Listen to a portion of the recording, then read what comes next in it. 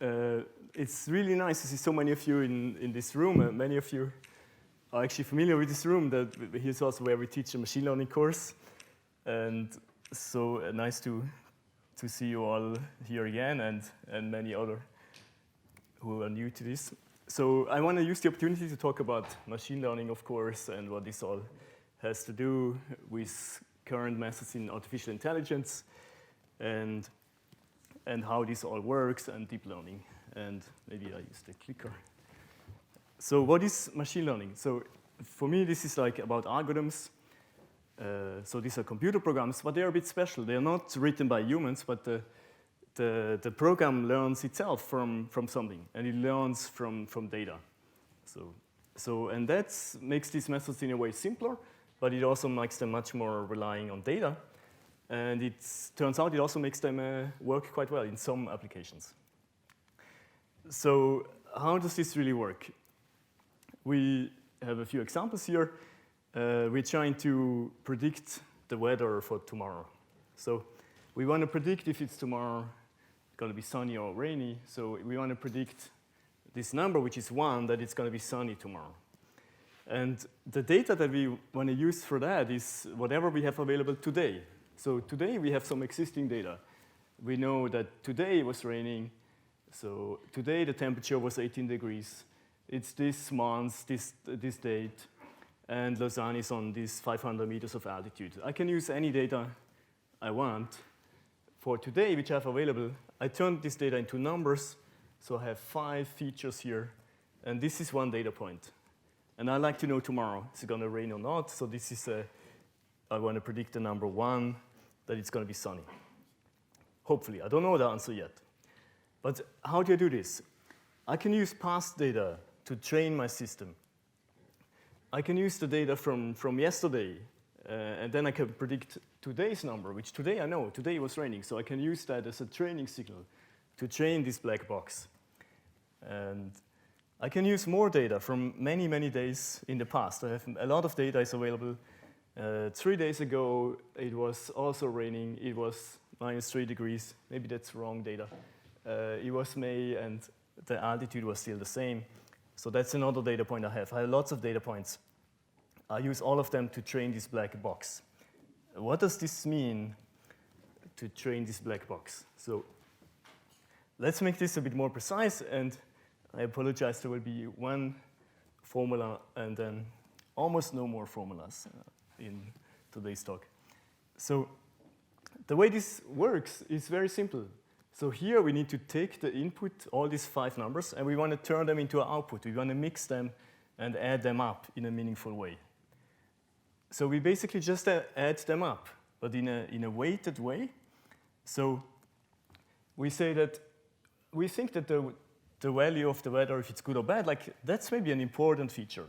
So I want to give a big weight to this. So this is a thick line. I want to give high importance to today's weather when I want to predict tomorrow's weather.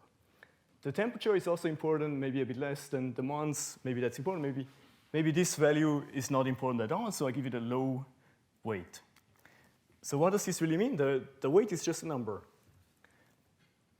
And how it works is they just get added up. So here is the only formula, and that's to take the input.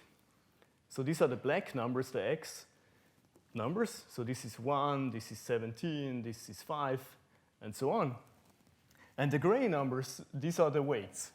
These are also numbers, and they can be negative and positive, they can be big and small. So I'm trying to find these numbers such that when I add them up in this way, then I get a good output. A good output means it's close to the truth. So the truth is, it's raining today. So I want to have this sum to be close to the truth, and I'm going to change the weights slightly to improve this, to make them as close as possible to what they can be. So maybe you have heard of this before. Maybe you have heard about regression. So this is just regression. So we have data in black, and we have weights in gray. And so that's regression, and because we just add it up, it's linear regression. And that's what a neural network does. This is really the only thing it does. And that's what it does in one neuron, to be precise. So this is this circle here, It just takes these 5 numbers go in, and 1 number comes out. And we just have to find good weights, and that's going to be the main part, how to find good gray numbers, which are these W weights. And we can do more than just 1 neuron. We can take many of them. Here is 7 neurons, but it's really the same thing as before. So we just give them the same 5 numbers as the input, and we try to predict the output. Each of them here does the same job. It tries to do the same thing, and we measure how much is it wrong. We can do more than that. We can have some of these neurons, each of them produces a number, and this can be fed further into another neuron. So here they get the input and they produce a number. And this I can use as an input to the next layer, which again is really the same thing as we've seen before. It just gets numbers as an input, and it will produce 1 number as an output. And then it will feed into the last layer here, which is again the same thing. And finally, it's trying to produce the correct value. That's the value that I know from my data. Today it's raining, so I hope that the answer is going to be close to this truth. The truth is 0. So how do I find good weights? So the weights there are a lot of them, right? That's the thing. So there are already quite a lot of new ones, but you can imagine the gray lines, there's even more. There's so many of them. It's like the square of the number of neurons we have in every layer or more. There's many of them, and I don't know how to change them to make it more correct as output. So if I look at just 1 weight, how should I change it to make the output better? Should I make it larger? Should I make it smaller? To become closer to the truth, such that the output becomes more correct. And this question, like how do you change 1 number such that it affects the output? This is something that you all have heard about. This is the change rate. How different will the output get if I change this? This is a derivative. So this is why we want to figure out if we should increase this number or decrease this number to make this output here as close as can to what it should be. So we want to compute the derivative of this and then just change it. Or there might be other ways to change it. You can change them however you like. The other key aspect is to do this on a lot of data, not just 1 input, but on many, many inputs to make the output as close as possible to the truth. So we can do other things than weather prediction. We can do text. So how could we do this? Like what could we predict in text? One thing is why don't we try to continue text or complete it? So here is a half-broken sentence. It's missing the continuation, right? So what would be the next word here? I found this sentence somewhere. I want to predict the next word. Maybe this would be the true next word. How can I use this? Can I use machine learning to do the same thing here? To use the blue part as an input, and then to use the next word, as that's the thing that I want to predict. So how can we do this in the same way as before? That's really easy, and this will be the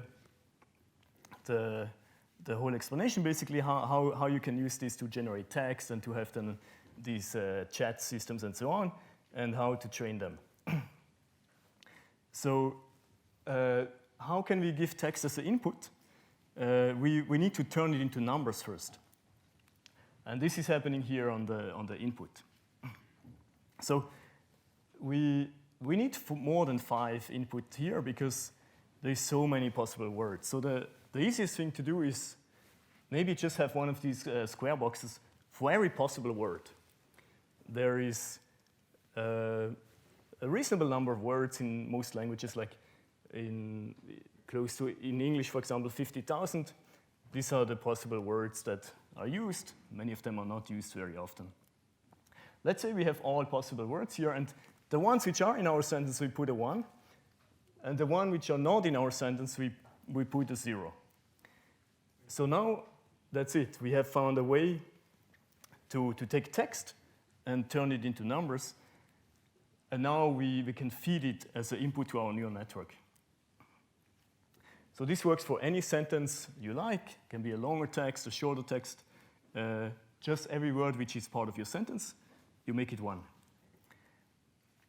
And then, so this now goes in, and what you want to predict. So now we need to discuss like the output. How can we predict a word? Because before we were just predicting a number. And that's also very easy. You just make one output neuron. So this is, again, these square boxes, just for every possibility that could be. So this is actually a classification problem. What is the next word? There's many, many possibilities. There's, again, maybe 50,000 possibilities. And you just want all of them to be like not predicted, but the correct one you want to be predicted. That's the green one. The green one you want to be 1. And all other words you want to be 0. And you will just be training the network to be as close as possible to each of those values. So the correct word should be 1. That's raining here, and the other word should be 0. And that's how we train the whole network. So as a training, we can use the same algorithm as before. And now we have a system that can predict text. So after it's trained, we can use it. We can use it to use its capabilities to predict the next word, which means to write text, to continue text. Then you write some text, and then you let the system continue, write a few words, and then you again write a few words so you can chat with the system. So this is the use case that we have. This is basically ChatGPT, and how you can train it is really using the same algorithm as we've seen before. You train on existing text. The beautiful thing is that there's so much text available already, so you can use this as training data for free. So you just use all the text that's available on the internet, and you break it down into sentences.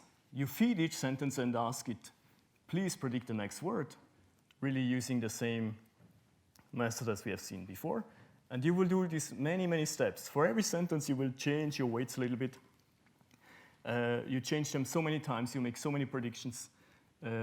Maybe you do these training steps 1,000,000 times, maybe a billion times, or even 1,000,000,000,000 times to get very good weights. So these are the gray numbers that we were mentioning.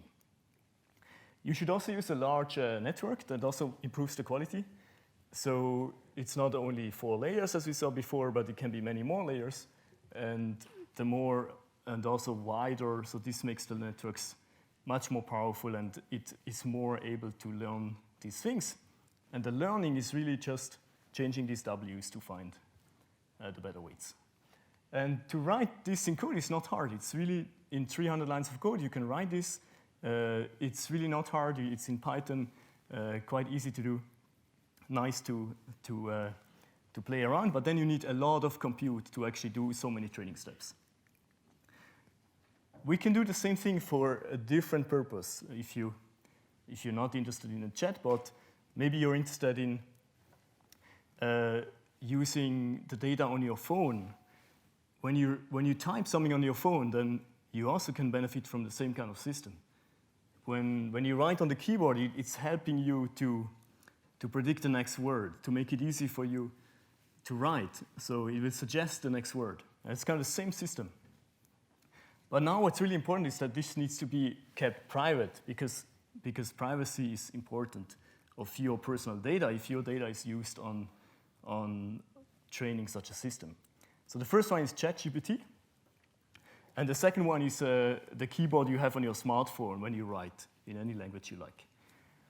So the first one is really interesting now because it gives so impressive accuracy, and you can talk to it and you can interact with it. So it's nice that text is such a universal interface. You can talk about anything you like. You can talk about the weather, about math, and everything you can do in text.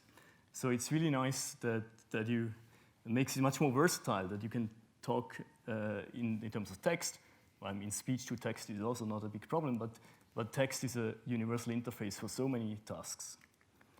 And the other one is the aspect of privacy. So, of course, data privacy now is a big question. When my personal data on my phone is used for training, I want to be sure it stays with me, and it's not shared or used for purposes I don't want. So I want to discuss more about these two use cases, and this is really a bit at the core of the research that we do in our lab. And also, it's nice because both of these use cases really rely on the same method that we just described before. It's really the same algorithm, the same type of network. So before we talk about our work, also a little bit of what has happened in the past. So, and what is needed for this? We need optimization. So that's to train the weights. And the algorithm is really simple, and it's not very new. It's from 1847, which is a long time ago. How do you change it? Do you increase or decrease the weight? And this is about how you minimize a function by following the derivative. We need neural networks, and that's also not very new. So the networks we saw, like this concept that, yeah, you can use this artificial neuron, a few numbers go in, one number comes out. This is also a well-known concept and not very new, but still extremely important for this, and now starts to practically work. We need a theoretical understanding if it's possible, and there's been a lot of work trying to understand how many steps do I need to do to finish training, to make a good training, to get a good accuracy. Then what we also saw is, that's a bit technical, what is called backpropagation. That's when you find out, like, how do you want to change one layer, then what does that mean for the layer before that? If you increase one of them, does that mean you should increase or decrease the layer before, because it influences the next layer?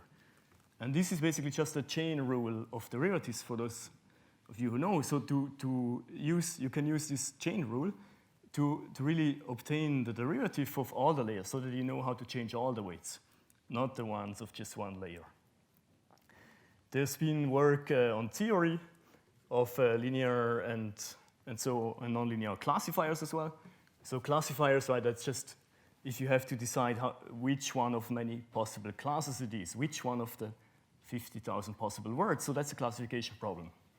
And what he also showed before is regression, but it's basically the same thing. We don't need any different methods for the two. Then in a bit more recently, there's been a lot of research by many groups on distributed training, right? So we use the same algorithm, but now we want to use several computers to train. And that's also something I want to talk a bit more about it. And then something very interesting happened in 2012, is that finally then, using the same tools, finally the practical performance became really good and became big progress, even when the methods were already existing before. They were not modified much, but due to the scale that was now possible, and due to more data available, now these ideas, which were very historically older and well-founded, now they became practically useful. And then just since 1 year, which is crazy how fast this is moving now suddenly we have really good models which can generate text in the way I showed you.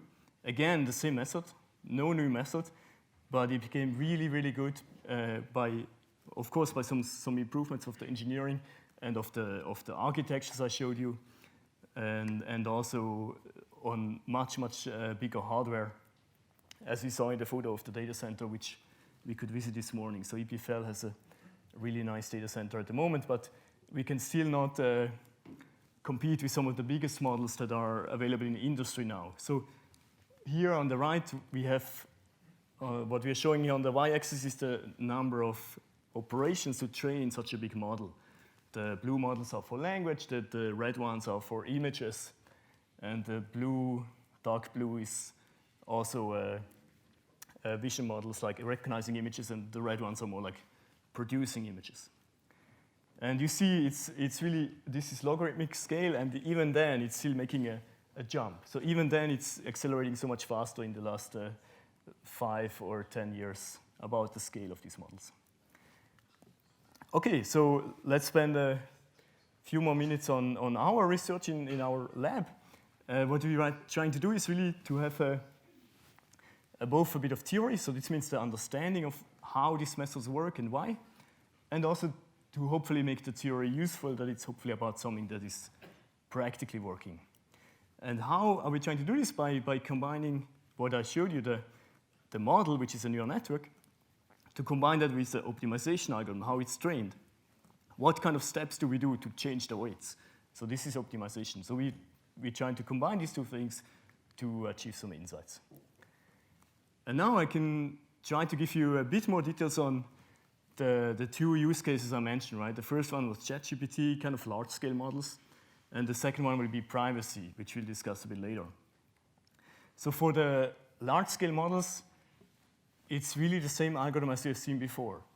It's just that now there is 5 computers which participate in the training, not just 1. And each of these will perform a model update. Each of them has all the weights, but they will propose a change to the weights, send it to the server, and then the server will add up the new weights from everyone, and then they do again each steps individually on their own data. So same algorithm as before, but with 5 computers together. One very big issue in this setting is the communication cost. Because if you want to change an update to your weights, there's a lot of these weights, as we said. So sending this update is as big as sending the whole model. And as we said, these models can have billions of parameters. Is there a more efficient way than sending the update after every step? It's very, very expensive. So we worked on sending these updates less frequently. And we also worked on sending a compressed version of the updates instead. And if you want to do a compressed version of these updates, it has to be really fast because the learning step I showed you is also really fast. So what I showed you is backpropagation. It's really fast. It's linear time in the number of gray weights. So your compression also needs to be that fast. It also needs to be really quick, just linear in the number of weights. And the only one which we found came to our mind was to use a very simple approximation to the true change. So G is the change you want to do. So for those of you who know, this is the true gradient. So the G is what you really want to send, but it's too big. But so what you actually send is not this matrix G, but only the vector P and Q. And the vector is much, much smaller. That's just a list of numbers, whereas the G is a big table of numbers. So G is size n squared, and the P and the Q, they're just size n. So this can be a million times smaller if you have a million parameters, or even better when there's more. So you send this compressed version, and this, for those of you who know, is a rank 1 approximation to the true matrix G. This works well in practice, so you can use this to speed up training of big models. Could be vision models, generating images. So here is one which goes from text to images. So here's a text, the Royal Skateboard of England. It's related to last week's events, or already more. So then he will generate the image from this text. And this is already 1 year old or so. So the quality has become really, really good for anything you would like. You can write a text about it, and then the neural network will produce an image an artificial image. So this is, of course, fake images, but they're produced by a neural network. Or you can have a medieval painting where the Wi-Fi is not working. That would look like this. And it's kind of well done. And there's many, this is again already 1 year old, so there's many even better examples. And we see the same training algorithm can work really well if you train it on a lot of data. This is trained on images which have also descriptions, like on Flickr or so on. People write some description or some hashtags for what their image is about. That's how it's trained. The system we worked was integrated into PyTorch, which is the most popular library in software at the moment for deep learning. It's also used for image generation, and also by Facebook and Instagram actually for text. They use it to train the text models for them to be multilingual. They can get a speed up in the training when they use many servers using this compression that I showed you. And then I want to spend a few minutes on privacy. So it's really important to not do it the way on the left. It's not good if just everyone gives away the data is sent to a place, the central place where then somebody trains a machine learning model. We would much rather have the argument I showed you before, where we can train together and keep the data where it is. So this is called federated learning, and it's really the same argument as I showed you before. The only change is that the data stays in place. So it's a nice feature of the argument I showed you before. Everyone does some training on their own data, and they only exchange the model updates. So we can exchange the weights, but we will never exchange data. So this is much better. It's very nice to keep the data where it is. It will never go out of your phone. Only the resulting trained model will be exchanged. You can take this even further. You can take this to decentralized learning, which is also something that we really like and did a lot of work on it, like how to analyze it, how many iterations does it need, how does it depend on who is connected to whom. The nice thing here, there's no server needed, so you can decide with whom do you want to train, who do you want to collaborate with. So these two modes of training are called collaborative learning, where you can decide if you want to team up with someone who might have helpful data, or you want to do it in a privacy-preserving way that the data never leaves the device.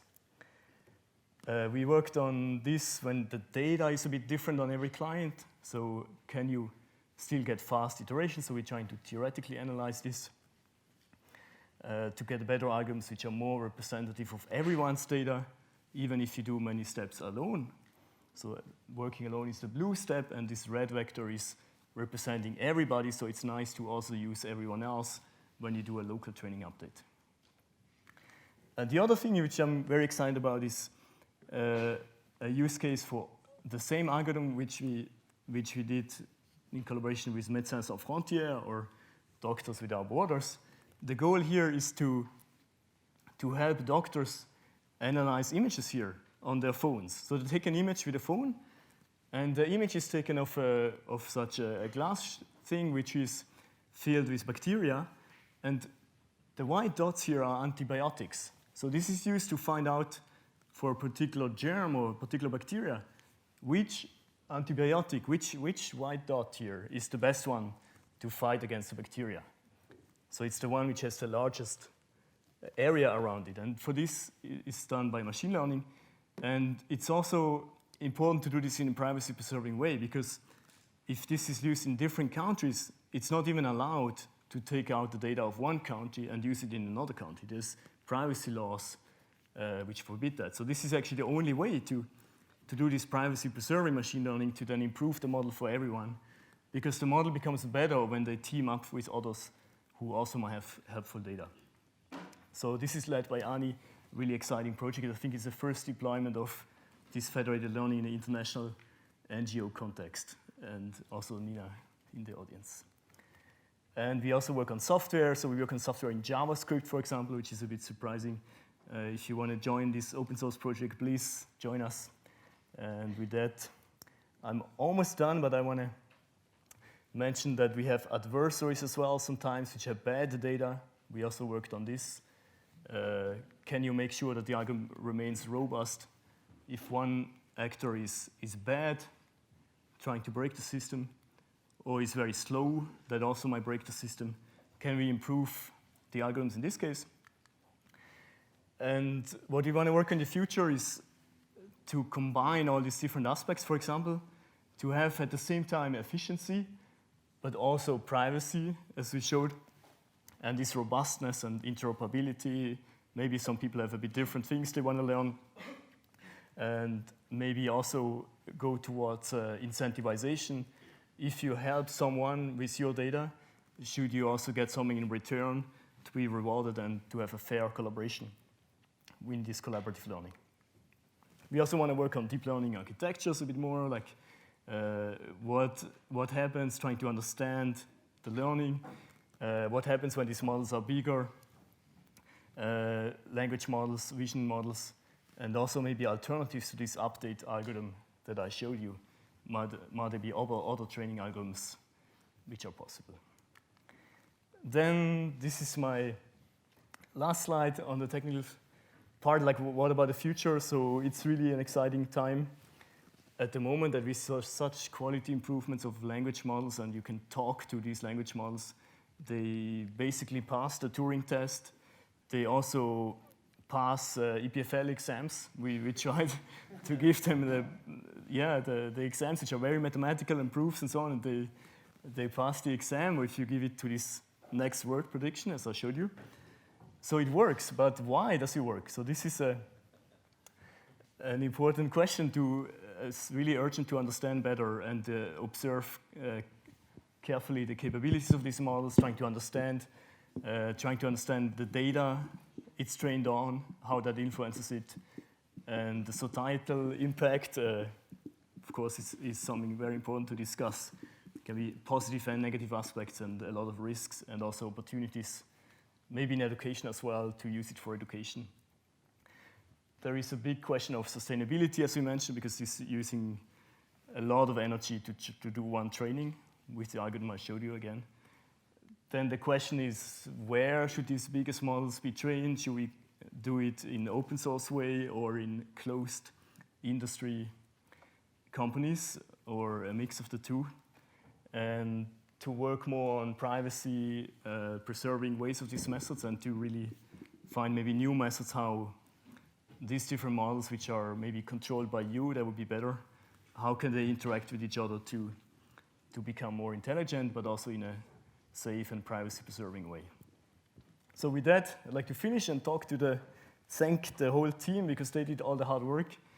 Really amazing work done all by our PhD students and postdocs, and also Jennifer running the whole lab, and also the graduated postdocs and students. This is an older photo, but thank you so much. Also thanks to EPFL, the IC school, and the whole school, and to the Swiss taxpayer for enabling this research. Thank you so much.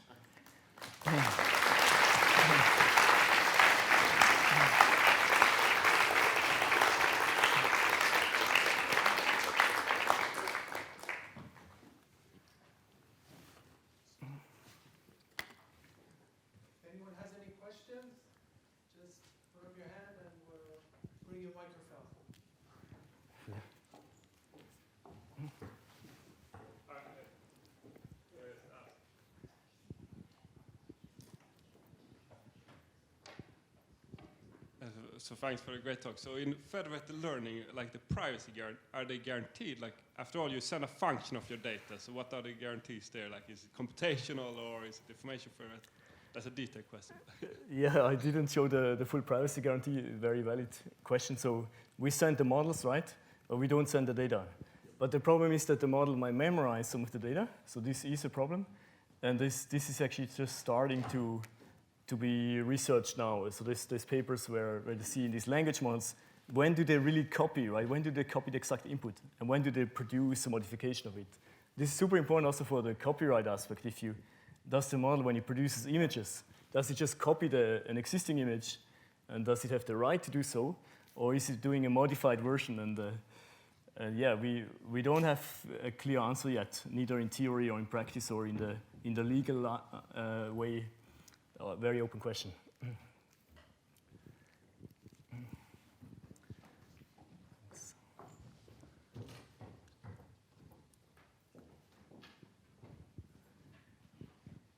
Speak right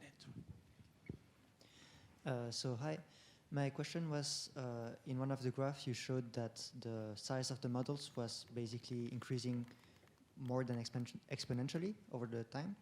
And my question was, do you think that data centers, the computing capacity in data centers will be able to rise with that increasing in scale? And what happens if it doesn't? Yeah, I think it's not, you're right, it's really a super linear on this logarithmic scale. So no, they cannot keep up. So the efficiency of one chip is also growing, right? That would be growing more like linearly on this log scale. But then everything, the steeper thing is really that people make much bigger systems, right? It's more and more graphics card.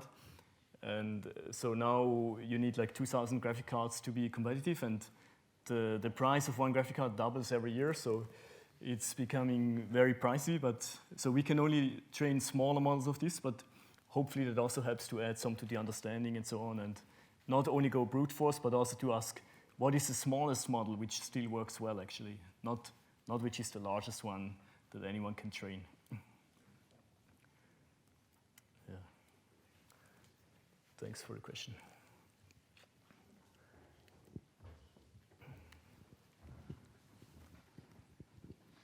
Thank you very much for your presentation.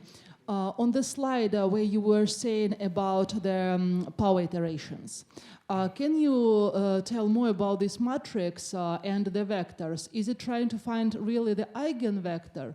If it is, then does it exist? And what is this matrix and what are the vectors in this case? Yeah, that's right. I'm sorry I didn't explain well. So this matrix here is the green and red. These are the changes that we want to make to the weights. So the whole matrix here is the gradient, so to say. Every weight you want to increase or decrease, that's like red or green. And then what is the vector? The vector we multiply with is just a random vector. You initialize it randomly. But the key thing is that everyone needs to initialize it the same. We just agree on a random seed and everyone initializes it. And then we do one iteration or a few of them. And then you're right, then this will converge to the top singular vector actually, because it's not a square matrix. But yeah, that's right.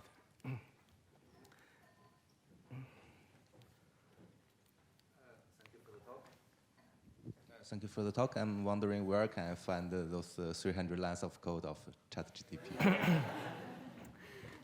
Yeah, I should have put the link. So this is by Andrej Karpathy. It's called Nano GPT, and it's completely open source. This is a former PhD student from Stanford, who is now the AI boss of Tesla, or not anymore, now he works at OpenAI, which is not an open company anymore. But this code is very open and really highly recommended. There's also a good YouTube video. If you want to know a bit more details about what I said very briefly, there's a nice video, and you can play with the code if you want to go with this as the next step. Highly recommended.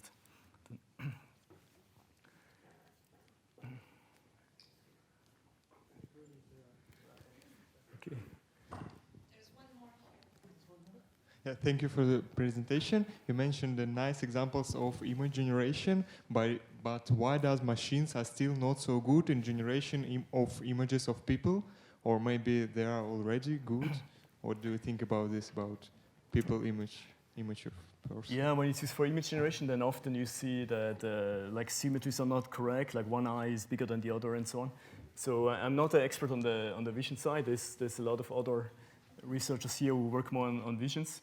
I don't know if it improved recently when instead of these convolution networks now they start to use more simpler models actually, which are these diffusion models. Maybe that makes some of these problems a bit less severe. They became much more accurate just last year or two. It's crazy how fast this is moving. Yeah. It's all very practical, very empirical, not theoretically proven. Yeah, thanks a lot for the questions.